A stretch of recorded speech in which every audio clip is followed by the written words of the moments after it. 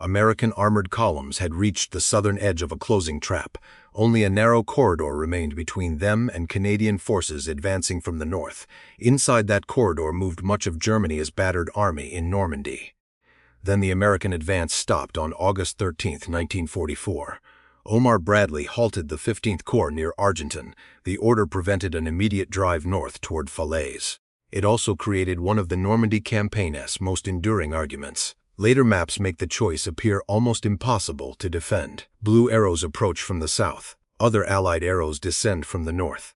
Between them sits a shrinking pocket filled with German formations. The final movement seems obvious: close the gap. Yet Bradley could not command from a map drawn after the battle. He had to decide inside a moving front. Reports were incomplete. Unit locations changed hourly. Army boundaries restricted movement. German intentions remained uncertain. The question was not simply whether American armor could reach Falaise. Bradley also had to ask whether it could hold the ground afterward.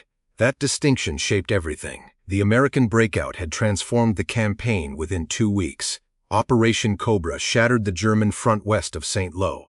American forces poured through Avranches and entered open country. George Patton's Third Army became operational on the first day of August. Its columns raced west into Brittany and east behind the German armies. The speed created opportunity. It also created dangerous spaces between formations. Bradley now commanded the American 12th Army Group. Courtney Hodges led 1st Army. Patton commanded 3rd Army. Above them, Bernard Montgomery still directed the Allied ground campaign. This command arrangement mattered near Argentan. The boundary between Bradley's forces and Montgomery's 21st Army Group crossed the intended path. Canadian forces were attacking south from the Caen sector. American forces were turning north after sweeping through Le Mans and Alençon. Their movements promised encirclement. They did not guarantee coordination. The Germans had created the opportunity through their own failed attack. Hitler had ordered a counteroffensive toward Avranches. Its purpose was to cut the narrow American corridor into Brittany. Instead, German armored formations concentrated around Morton while American forces advanced behind them. The counterattack stalled beneath Allied resistance and overwhelming air power. The German spearhead now formed part of a growing salient. Allied commanders recognized the chance to trap it. Montgomery proposed a short encirclement between Falaise and Argentan. Bradley redirected Patton's advance northward. Patton assigned the 15th Corps under Wade Hayslip. Its leading divisions moved with remarkable speed. The 79th Infantry Division advanced toward Falaise from the south. The 90th Infantry Division approached Argentan. The 5th Armored Division moved through Le Mans and beyond. The French 2nd Armored Division entered Alençon and continued north. German resistance appeared fragmented during much of the advance. Roadblocks collapsed or were bypassed. Rear units were surprised. Captured documents and abandoned equipment suggested growing disorder. By August 12th, American troops were approaching Argentan. Falaise lay roughly 20 miles farther north. Canadian forces were expected to break south toward them. The jaws seemed ready to close. But the northern jaw had slowed.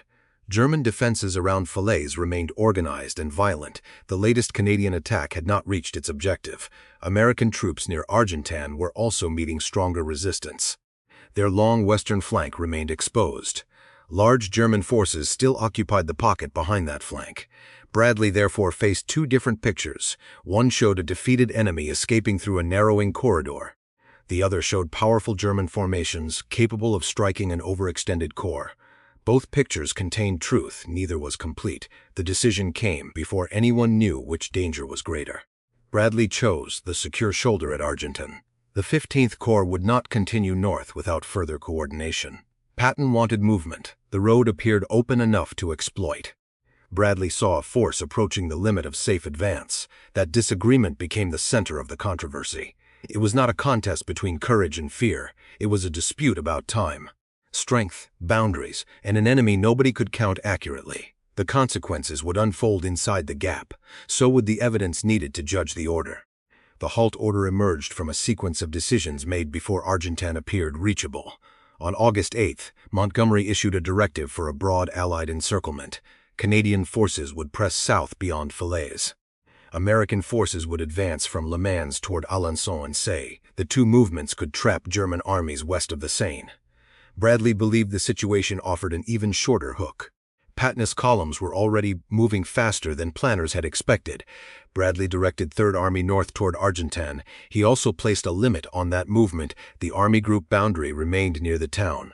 Beyond it lay the operational zone assigned to Montgomery's forces. This boundary was not a wall. Commanders could alter it through coordination, however. Crossing it without agreement risked converging attacks and friendly fire. The danger increased as both jaws approached each other. On August 12th, Hyslop's corps made rapid gains along several roads. The French 2nd Armored Division liberated Alençon and pushed toward Écouves Forest. The 5th Armored Division advanced on a parallel route farther east. The 79th and 90th Infantry Divisions followed the developing northern attack. The corps was not moving as one compact formation. Its divisions occupied separate axes across a widening front. Supply vehicles struggled to follow. Communications depended upon radio networks and crowded roads. German positions could be bypassed without being destroyed. Every mile north lengthened the exposed western side of the advance. Hyslop nevertheless saw a rare opportunity. German resistance had often collapsed before his leading elements could deploy fully. His corps appeared capable of reaching Argentan quickly. From there, another advance might meet the Canadians below Falaise. Patton shared that confidence. Speed had become Third Army's greatest weapon. A pause allowed German commanders to rebuild defensive lines. Continued movement could keep them reacting. Bradley had encouraged that pace across France at Argentan. He became unwilling to accept its accumulating risks. The warning signs appeared during the night and following morning. German troops had begun organizing stronger defenses south of Argentan. Elements from several formations occupied villages, road junctions, and wooded ground. American reconnaissance encountered anti-tank fire and determined resistance. The French Armored Division met particularly hard fighting near Écouves Forest and Carouge. The 90th Division struggled against German positions around Le Bourg-Saint-Léonard. The road north was no longer an empty corridor. Hyslop requested additional strength to secure the Alençon and Argentan region. That request carried an important implication. A corps asking for reinforcements to hold its gains might struggle farther north. Bradley also watched the corps' western flank. First Army formations moving from Mayenne had not yet closed the space behind Hyslop. Depending upon the point measured, the uncovered interval extended for many miles. German forces around Morton stood west of the advancing corps. If they attacked southeast, they could threaten Hyslop's communications and rear. Unknown to Bradley, Hitler had recently demanded another offensive in that general direction. German commanders considered striking toward Alençon from the Morton region. The attack never developed as intended. Allied pressure and German disorganization made its execution increasingly unrealistic. Yet the threat Bradley feared was not imaginary. German headquarters had identified the same exposed area. Bradley lacked access to their complete planning process. He could only interpret resistance, intercepted information, and reports from subordinate commands. Those reports did not describe an enemy incapable of coordinated action. They described confusion mixed with remaining combat power. Bradley also believed many German divisions were already moving through the escape corridor. He feared a mass of retreating formations could overwhelm a thin American barrier. This estimate exaggerated the immediate movement through the gap. The German withdrawal had not yet become the stampede Bradley imagined. Many formations were still fighting or awaiting permission to retreat. That error is central to understanding the halt. Bradley believed the trap was closing on an enemy already surging toward its exit. He did not believe he was stopping before an inactive pocket. He believed he was deciding where to meet a dangerous breakout. His preferred position was Argentan. It offered roads, defensible ground, and a firmer connection to supporting formations. Falaise offered a more complete encirclement.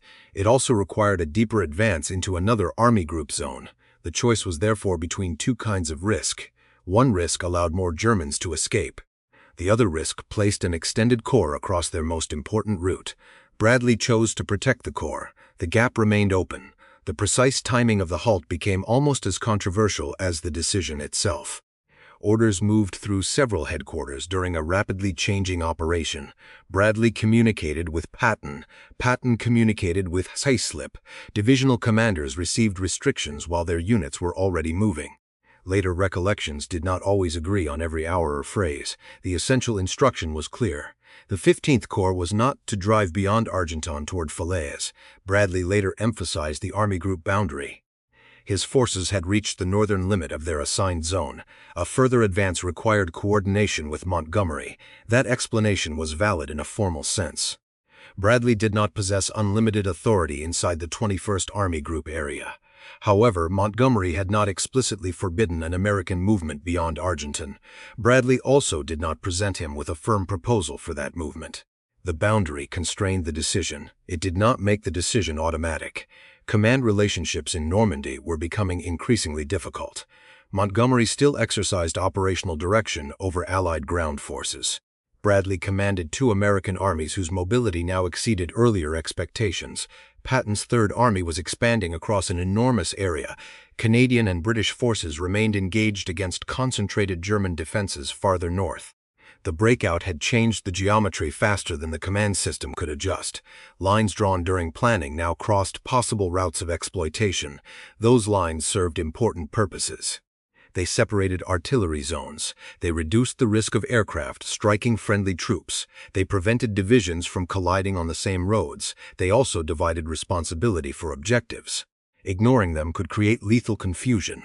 Following them too rigidly could preserve an enemy escape route. Air power made the problem especially serious. Allied fighter bombers were attacking roads throughout the Argentan and Falaise region. Pilots depended upon bomb lines showing where friendly troops should be located. Those lines had to move as ground forces advanced. Fast columns sometimes approached areas still assigned for air attack. American and Canadian forces converging head-on would narrow the safe bombing zone. Artillery units faced the same difficulty. Their observers could direct devastating fire into the pocket while the gap remained open. A junction between Allied armies would restrict that fire. Bradley considered this loss of firepower significant. Aircraft and artillery could punish German columns inside the corridor. Yet fire alone could not create a physical barrier. Bombs destroyed vehicles and blocked roads. They did not occupy villages. Shells scattered marching troops. They did not accept surrenders or prevent movement through fields after darkness. Closing the gap required soldiers on the ground. Patton believed Hayslip could provide them. He reacted strongly when the advance was stopped. Patton later portrayed the road north as an opportunity denied by higher command. His language gave the controversy much of its lasting force. However, his confidence also rested on assumptions. He assumed the corps could penetrate the resistance around Argentan. He assumed it could reach the Canadian sector before German opposition hardened. Most importantly, he assumed it could hold the corridor once reached. Hayslip's leading units were powerful but dispersed. Some had fought and marched for days. Fuel, ammunition, maintenance, and traffic control followed behind the advance. A narrow armored thrust could reach farther than infantry support could immediately secure. German troops escaping east would not need to destroy the entire corps. They only needed to rupture its line at one vulnerable point. The 15th Corps also had no direct contact with the Canadians. Neither side possessed a precise picture of the other's forward positions. The Canadians were preparing another deliberate attack toward Falaise. Their commanders expected German resistance to remain strong. Bradley hoped that attack would carry them south. If it succeeded, the Canadians would close much of the remaining distance. An American advance beyond Argentan might then become unnecessary. This expectation reduced the apparent cost of waiting. It also transferred part of the outcome to an operation Bradley did not control. The Canadian attack began on August 14th. It used armor, infantry, artillery, and heavy air support. The plan attempted to repeat methods that had achieved surprise days earlier. This time, German defenders understood more of what was coming. The advance gained ground but did not produce an immediate breakthrough to Argentan. Falaise itself remained contested. The northern jaw was still moving. It was not moving fast enough. While Allied headquarters coordinated boundaries and objectives, German commanders confronted their own decision. They needed permission to abandon the pocket. Hitler continued demanding resistance and counterattack. Every hour of delay trapped more equipment. It also gave more soldiers time to approach the narrowing exit. Bradley had halted to avoid overextension.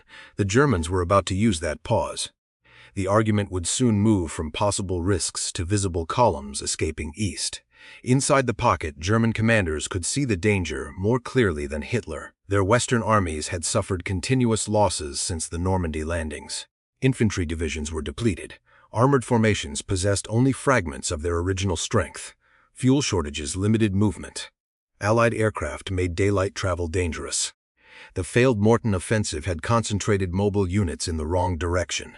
Those units now faced west while the encirclement developed behind them. Field Marshal Gunther von Kluge commanded German forces in the west. He understood that another attack toward Avranches offered little realistic hope.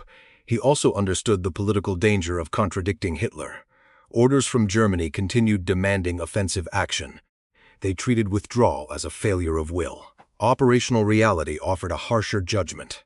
Remaining near Morton risked losing entire armies. On August 14th, Kluge left his headquarters to meet commanders near the front. Allied air attacks and broken communications disrupted the journey. For many hours, his headquarters could not locate him. Hitler interpreted the silence with deep suspicion. The failed assassination attempt in July had transformed his distrust into obsession. He questioned whether Kluge had disappeared deliberately. The command crisis delayed clear direction at the worst possible moment. Meanwhile, German formations began moving east under local pressure. Some withdrawals occurred without a unified army group plan. Traffic converged on limited roads. Damaged vehicles reduced speed. Horse-drawn transport mixed with tanks, trucks, and marching infantry. Bridges and villages became natural choke points. Allied aircraft attacked whenever weather and identification permitted. Artillery reached deeper into the shrinking pocket. The escape route remained open, but it was becoming increasingly costly.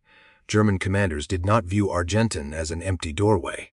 American troops controlled the southern shoulder. Canadian and Polish forces threatened the northern approaches. American First Army pressed from the west. The pocket narrowed under pressure from three directions. Still, no continuous Allied line blocked movement east. Small groups could use secondary roads and farm tracks. Larger formations moved mainly after darkness. Discipline survived within many German units despite their losses. Staff officers redirected columns around wreckage. Engineers repaired crossings. Military police attempted to control traffic. Rear guards occupied villages long enough to protect withdrawing troops. This was not an orderly retreat. It was also not yet complete collapse. That distinction challenged Bradley's estimate. He had feared a powerful mass already rushing toward Argentan. In reality, the German movement accelerated gradually. The Halt gave that movement space to develop. On August 15th, American commanders reconsidered how to complete the encirclement. Some 15th Corps units remained near Argentan. Others received missions toward the east. First Army formations approached from the west and southwest. Bradley had to choose between closing the short gap and pursuing a wider envelopment.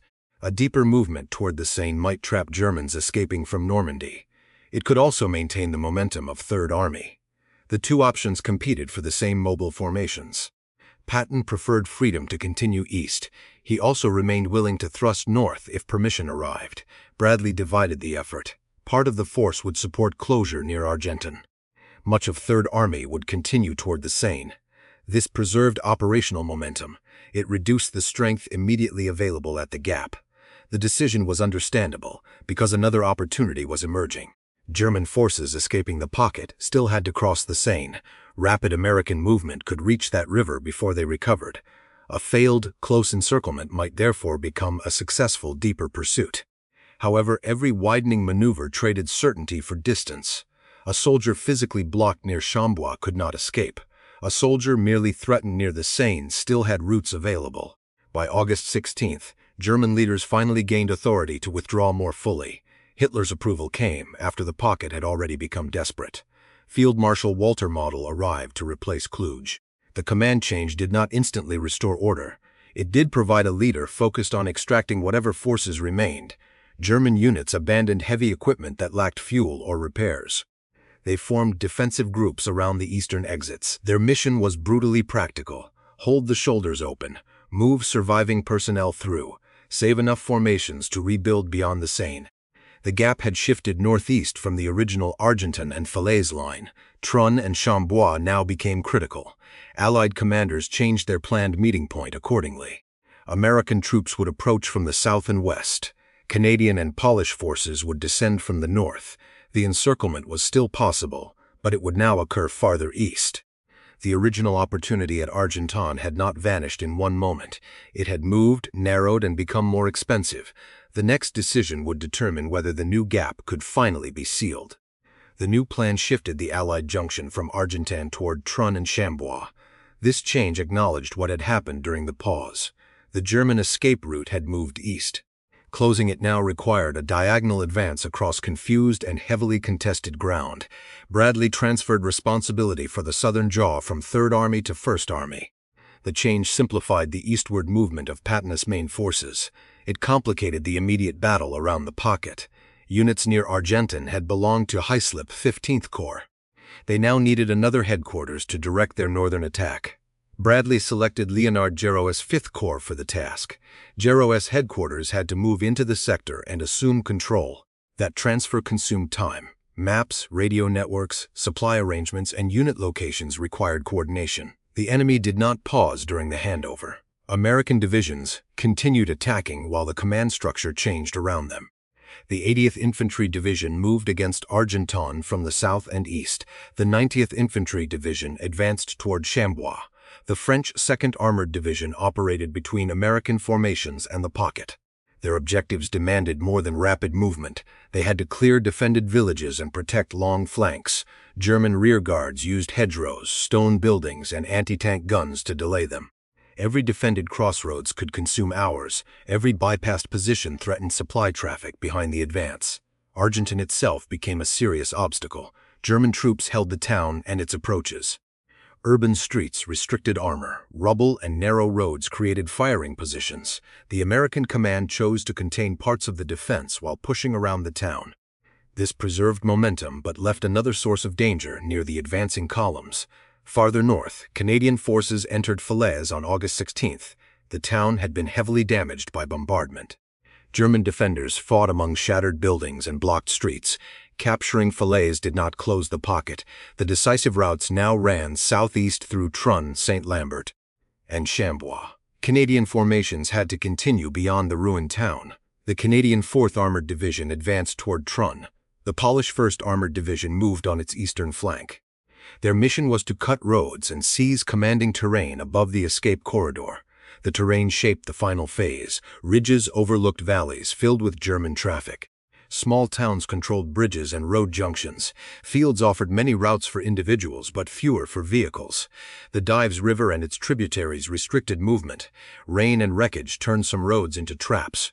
The closing forces needed to capture several points almost simultaneously. A single line on a map concealed these difficulties.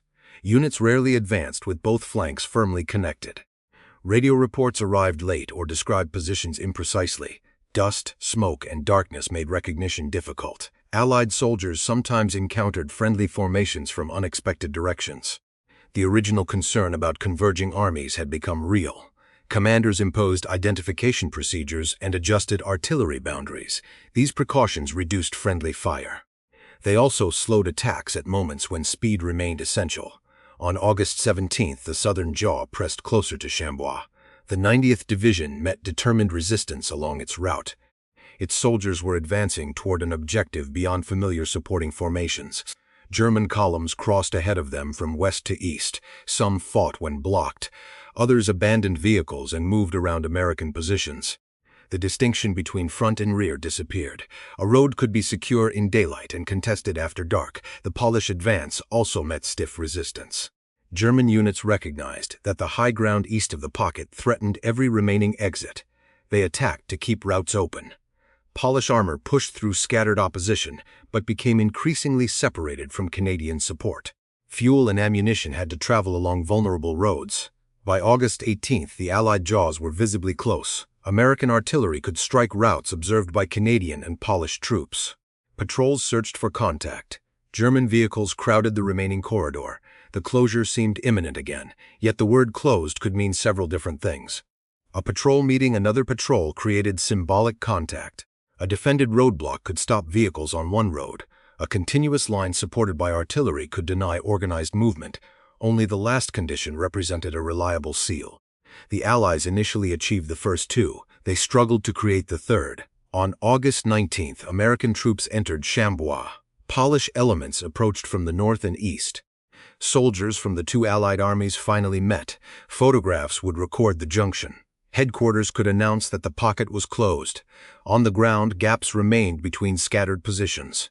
German formations were already attacking those positions from both directions. The trap had acquired a door. The door was guarded. It was not yet locked. The most important ground now stood northeast of Chambois. A long ridge dominated the roads, carrying German columns towards safety. The Poles called its key height the Mace. It later became known widely as Mont Ormel. From that ridge, observers could see movement across much of the closing corridor. Artillery directed from the heights could strike vehicles, crossroads, and assembly areas. Possession of the ridge threatened every German attempt to escape east. The Polish 1st Armored Division reached the area after a difficult advance. Its units had become separated from the main Canadian force. Road congestion delayed supplies. German resistance blocked several connecting routes. The Poles held powerful terrain but lacked a secure rearward corridor. Their position pointed west toward forces inside the pocket. It also faced east toward German formations already outside. That created a dangerous double front. The Germans understood the ridge's importance immediately. Units trapped inside attacked toward the east. Units beyond the pocket attacked westward to reopen contact. The Polish position stood between them. Repeated assaults struck from forests, villages, and low ground around the ridge. Some German troops attempted organized breakthroughs. Others arrived as scattered groups searching for any opening. Polish tanks and anti-tank guns engaged vehicles at close and medium ranges. Infantry defended orchards, road junctions, and wooded slopes. Artillery support became essential. The Polish defenders could observe targets throughout the valley. Canadian and Polish batteries fired according to those reports. The resulting destruction clogged routes and forced German columns into fields. Wrecked vehicles created barriers more effective than planned demolitions. Still, the corridor never became completely impassable. Darkness favored small groups. Smoke concealed movement. Broken ground offered paths outside the principal roads. German soldiers crossed rivers and marshy areas without vehicles. Some abandoned weapons and moved east on foot. Others forced their way through weak points between Allied positions. The battle therefore produced two outcomes at the same time. The Allies destroyed enormous quantities of equipment. They also failed to prevent every German soldier from escaping. Around Chambois, American units fought amid similar confusion. The 90th Division held parts of the town and nearby roads. German columns approached from the west, expecting passage. When they found American positions, some surrendered. Others attacked. Fighting erupted from several directions without a stable front. German artillery outside the pocket fired toward Allied roadblocks. Allied artillery fired into concentrations inside. Civilians remained trapped among ruined farms and villages. Commanders struggled to determine which roads were friendly at any given hour. The junction between American and Polish troops was therefore fragile.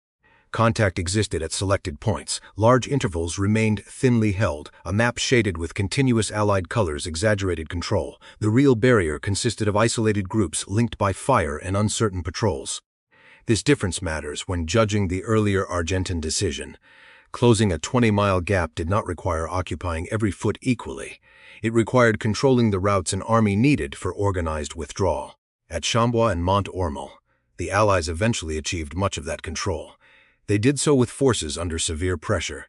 The experience supports Bradley's fear that a thin blocking line could be attacked from both sides. It also shows that such a line could survive when placed on decisive terrain. The Polish defense became the clearest example. Its isolation nearly produced disaster, yet its fire helped turn the German withdrawal into a wreck. By August 20th, Canadian units fought through to the Polish positions. Their arrival restored a more reliable connection to the north. American and Allied forces tightened control around Chambois. The remaining organized exits narrowed further. German resistance inside the pocket began disintegrating. Large groups surrendered. Others continued filtering east without heavy equipment. The physical encirclement was finally becoming effective. It came 1 week after Bradley stopped the 15th Corps at Argentan. That week allowed many German personnel to escape. It also allowed Allied forces to inflict catastrophic material losses on congested formations. These facts created the central historical dispute if Bradley had ordered an immediate drive north. Could the Americans have sealed the route earlier, or would they have created another isolated position before supporting forces arrived? The fighting at Mont Ormel offers evidence for both arguments. A blocking force could dominate the corridor. A blocking force could also become surrounded. The answer depends upon strength, timing, terrain, and German reaction. Those conditions were different near Argentan on August 13th. They must be reconstructed before the halt can be judged fairly. The strongest case against Bradley begins with the speed of Heislip's advance. The 15th Corps had crossed a great distance against fragmented opposition. Its commanders believed German defenses had not yet formed a continuous barrier. Argentan stood within reach. Falaise lay beyond it across favorable armored country. A rapid thrust might have seized the remaining roads before German withdrawal accelerated. Timing was the essential advantage. On August 13th, German headquarters had not completed an organized evacuation. Hitler still demanded offensive action. Many German formations remained oriented toward Morton and the Western Pocket. Their transport had not yet crowded every eastern road. An American thrust could therefore have reached the corridor before its heaviest traffic arrived. Once established, the Americans could call upon overwhelming artillery and air support. This argument does not require every American soldier to reach Falaise. The Corps only needed to secure enough road junctions and defensible ground. Patrols could connect strong points. Artillery could cover intervals. Aircraft could attack movement beyond direct observation. The later defenses around Chambois demonstrated how a relatively narrow barrier could devastate retreating columns. Supporters of continued advance also challenged Bradley's estimate of German strength. The feared mass breakout toward the 15th Corps flank never occurred. German units retained combat power, but many were exhausted and disorganized. Fuel shortages limited their armored mobility. Allied air attack complicated concentration during daylight. A coordinated strike against the American rear would have required time and communications. Those resources were disappearing. Bradley's concern was reasonable. Its probability may have been lower than he believed. The Army group boundary also appears less decisive under close examination. Operational boundaries existed to coordinate armies. They could be changed when circumstances required. Montgomery later approved movements that carried American forces across the line. No evidence shows that he issued a direct prohibition against Heislip continuing north. Bradley could have requested immediate permission. He could have proposed a temporary boundary adjustment. He could have warned Canadian headquarters that American columns were approaching. None of these measures guaranteed success. They show that the boundary was a problem to solve, not an absolute barrier. The Canadian situation strengthens the criticism. Their advance had slowed below Falaise. Bradley expected another Canadian attack to reduce the gap. That expectation placed confidence in forces facing the strongest German defenses. Heislip's corps had approached from a direction where resistance was initially weaker. Stopping the faster jaw while waiting for the slower jaw sacrificed the advantage of surprise. The Germans gained time to reorient their defenses. They also gained time to begin withdrawal. Patton's reaction reflected this operational logic. He believed movement itself protected the exposed American columns. A stationary force allowed the enemy to locate and strike it. An advancing force disrupted German planning and captured key terrain first. Third Army had repeatedly converted uncertain situations through speed. Patton wanted to continue that method at Argentan. His confidence was not proof, it was based on recent experience. There was also a cost to redirecting mobile forces east. The deeper pursuit toward the scene produced important gains. However, it could not recreate the immediate opportunity near Falaise. German personnel who escaped without vehicles could later receive new equipment. Divisions reduced to cadres could be rebuilt. Experienced officers, specialists, and non-commissioned leaders remained valuable. Destroying machinery was not equivalent to capturing trained soldiers. Some survivors would fight again during the retreat across France. Others would return in later battles near the German frontier. The argument against Bradley, therefore, focuses on irreversibility. A corps ordered north might fail and withdraw. A gap left open could never recapture the men who passed through it. Bradley accepted a known escape risk to avoid a possible tactical disaster. Critics believe he valued security too highly during a fleeting opportunity. They see the halt as a failure to exploit operational surprise. Yet this criticism often assumes that reaching the gap meant closing it. The fighting days later showed otherwise. A line across the corridor required infantry, supplies, artillery coordination, and protected communications. The 15th Corps did not possess unlimited strength. Its left flank was genuinely open. Its leading units were genuinely encountering stronger resistance. The case against Bradley is powerful because the opportunity was real. It is incomplete because the danger was real too. The decision cannot be resolved by drawing one more arrow north. The arrow must survive after reaching its destination. The strongest defense of Bradley begins with the mission he actually carried. He commanded an army group, not a single attacking column. His responsibility included Hyslop's advance, its flanks, and the wider Allied operation. A spectacular thrust could not justify losing control of the southern front. The 15th Corps had reached Argentan through a narrow and extended approach. Its divisions were spread across separate routes. The Corps faced resistance ahead and uncertainty behind. First Army had not yet formed a solid western shoulder beside it. A deep turn toward Falaise would increase that separation. Bradley could not assume German forces would continue retreating passively. The enemy still possessed elements from numerous armored formations inside the pocket. Those formations had suffered heavily. They remained capable of local concentration. Their most urgent objective would be opening an escape route. An American blocking force north of Argentan would stand directly across that route. It could face attacks from trapped forces in the west. It could also face German units approaching from the east. The later Polish experience confirmed this danger. The Poles survived because commanding terrain supported their observation and artillery fire. Even then, their position nearly exhausted its ammunition. Canadian relief was essential. Hyslop could not know that similar support would reach him quickly. The Canadians remained well north of the proposed junction. Their timetable had already slipped. German resistance around Falaise showed no sign of immediate collapse. An American thrust might therefore become an isolated salient rather than one half of a junction. Bradley also had to protect Allied firepower.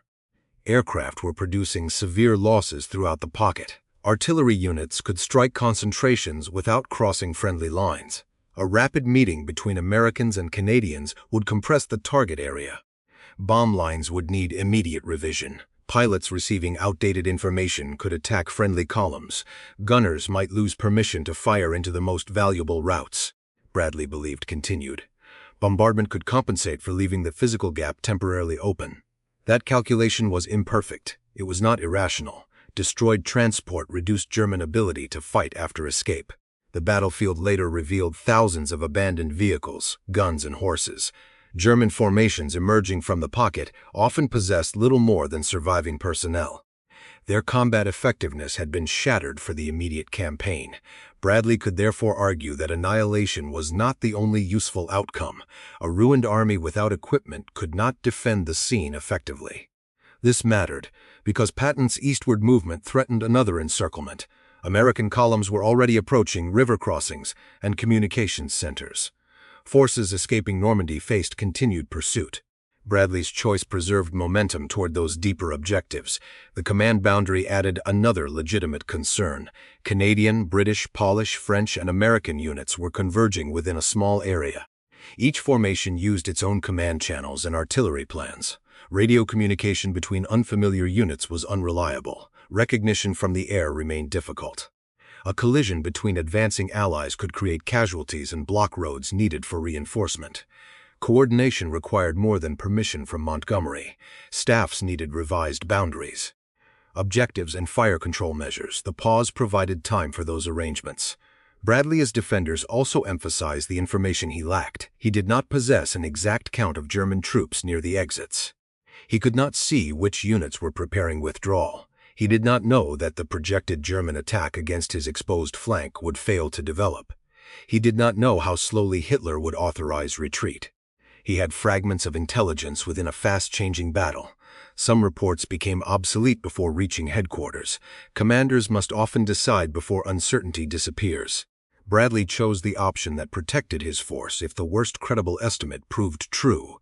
This was conventional risk management. It prevented a possible rupture between American armies. It maintained a firm base near Argentan. It allowed air and artillery attacks to continue against the pocket. The decision also surrendered the initiative at a decisive location.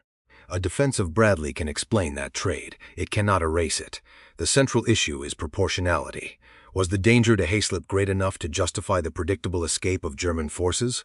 No surviving document can calculate that balance precisely. The evidence supports caution and attack at the same time. That is why the controversy survived the commanders who created it. Post-war accounts transformed the Halt into a contest between famous commanders. Patton became the advocate of relentless movement. Bradley became the cautious superior who restrained him. Montgomery became either the coordinator protecting Allied order or the commander who failed to close his own trap. These portraits are memorable. They also simplify a collective failure of timing and coordination. Patton's memoir described a conversation about continuing toward Falaise. He believed reconnaissance could push through and complete the encirclement. His account reflected genuine frustration. It was also written with knowledge of the German escape. Later recollection naturally sharpened the opportunity visible at Argentan.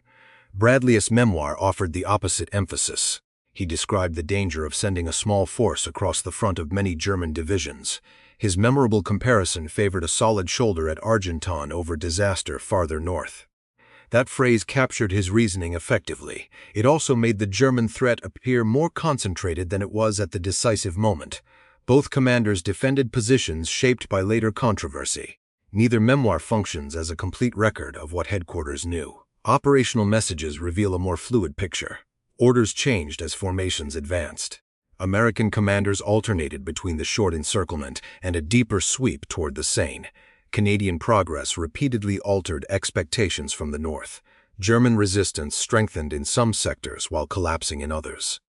There was no single moment when every headquarters shared the same map. Intelligence added detail without eliminating uncertainty. Allied codebreakers intercepted German communications throughout the Normandy campaign. These signals provided important information about command intentions and unit movements. However, intercepted messages required collection, decoding, analysis, and distribution. During a mobile battle, a report could describe a situation already changed. German units also acted without immediately reporting every movement. Local decisions might remain invisible until reconnaissance found their effects. Aerial observation showed road traffic and concentrations. Cloud, smoke, camouflage, and anti-aircraft fire limited what pilots could identify. Photographs recorded vehicles. They did not always reveal the condition or intentions of the troops around them. Prisoners provided unit names and recent experiences. Their information was narrow and sometimes outdated. Ground reconnaissance discovered resistance directly. It could not measure formations hidden beyond the next ridge. Bradley therefore worked from overlapping but incomplete sources. Historians possess captured German records unavailable to him. Those records show discussions about withdrawal, counterattack, and the exposed American flank. They also show confusion within German command. Hitler's orders repeatedly conflicted with battlefield reality. Kluge's headquarters struggled to convert strategic demands into possible operations. Formations listed on paper often lacked their expected strength. This evidence weakens any simple claim that Bradley faced 19 intact divisions ready to attack. It also confirms that German commanders considered striking the vulnerable American flank. The danger existed as an intention. Its practical strength remains debatable. Post-war interviews introduced another problem. German officers frequently emphasized opportunities the Allies had missed. Some claimed their armies would have been destroyed if American armor had continued north. Such testimony deserves attention because these officers understood their own predicament. It also served personal and institutional narratives. Describing escape as the result of Allied hesitation could reduce attention on German command failures. It could portray surviving officers as skillful professionals trapped by Hitler's interference. All retrospective testimony requires the same caution. The physical evidence is harder to dispute. The pocket contained an extraordinary concentration of destroyed and abandoned equipment. German formations lost much of their mobility and heavy weaponry. Large numbers of troops were killed, wounded, or captured during the encirclement and pursuit. Many others escaped through the remaining openings. Exact totals vary because historians define the pocket, dates, and categories differently. Some counts include losses from broader Normandy operations. Others focus only on the final encirclement. Numbers should therefore be treated as ranges, not a final scoreboard. The outcome itself is clear. The Allies won a major victory. They did not achieve complete annihilation. That distinction prevents two competing myths. Bradley's Halt did not allow an intact German army to walk away untouched. The later closure did not capture every formation inside a perfect ring. The battlefield produced devastation and escape together. Any judgment of the order must account for both. Bradley did not face only two choices at Argentan. The decision is often reduced to advance or stop. Several intermediate options existed. Each offered a different balance between opportunity and security. The most aggressive choice was a full corps drive toward Falaise.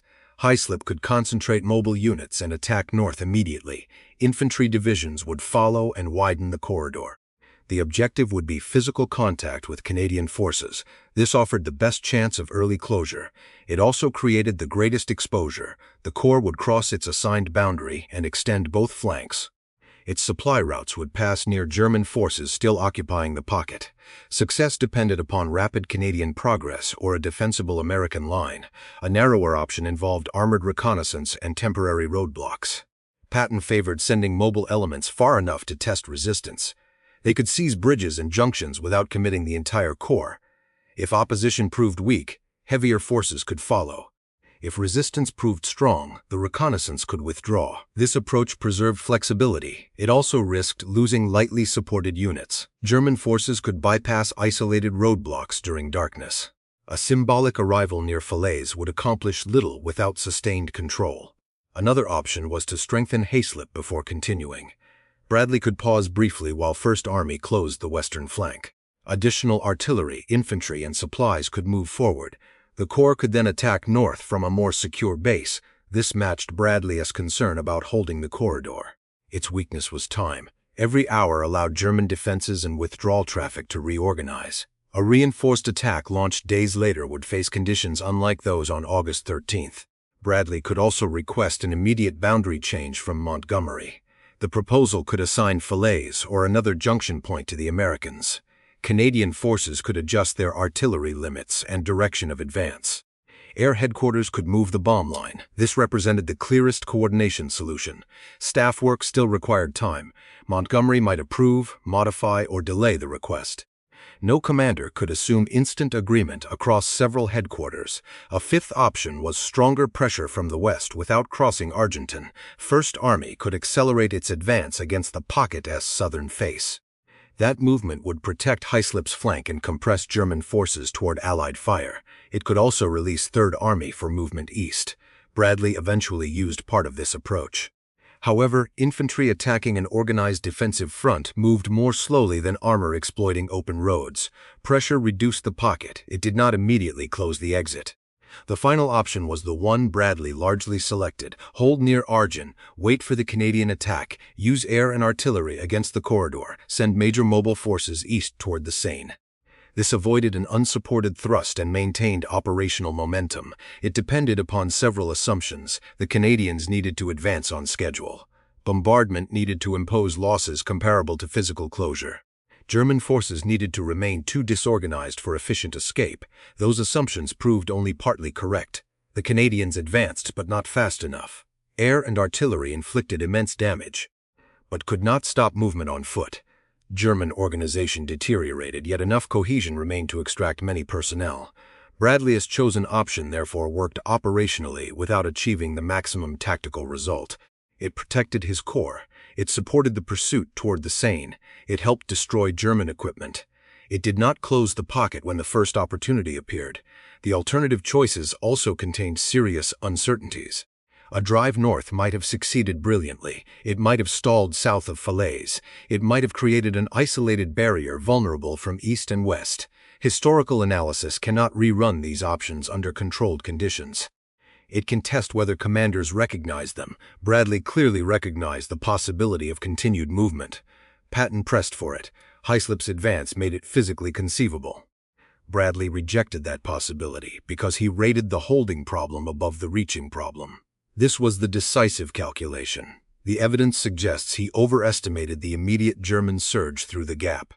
It also suggests critics often underestimate the difficulty of maintaining a blocking line. A better decision may have combined aggression with faster coordination. Bradley could have sought permission while reinforcing the exposed flank. Reconnaissance could have continued under strict limits. Air and artillery boundaries could have been prepared for rapid movement. Such measures might have preserved more of the opportunity. They still would not guarantee closure. The missed chance was not one road left unused.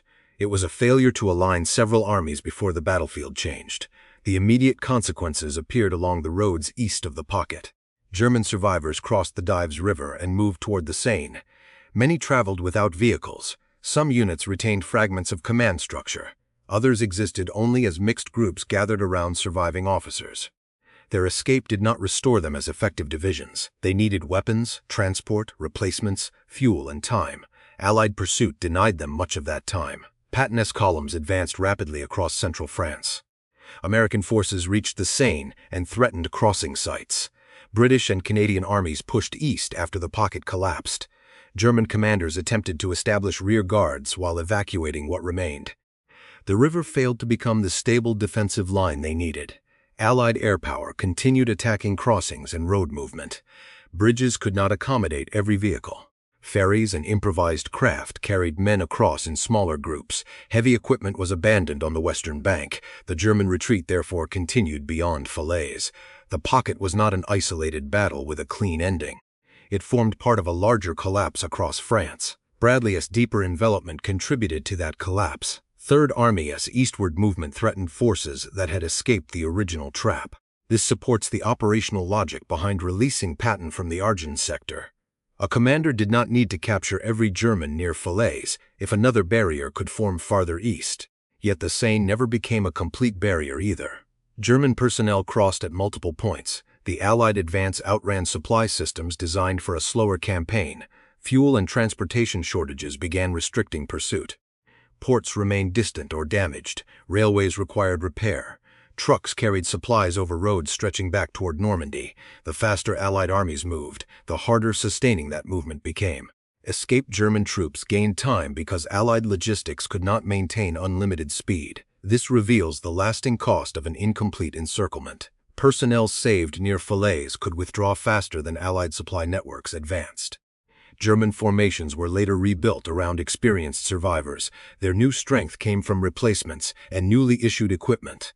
The veterans provided knowledge, leadership, and organizational continuity. Not every escaped soldier returned quickly to battle. Many were exhausted, wounded, separated, or captured during the retreat. However, survival preserved possibilities that capture would have ended.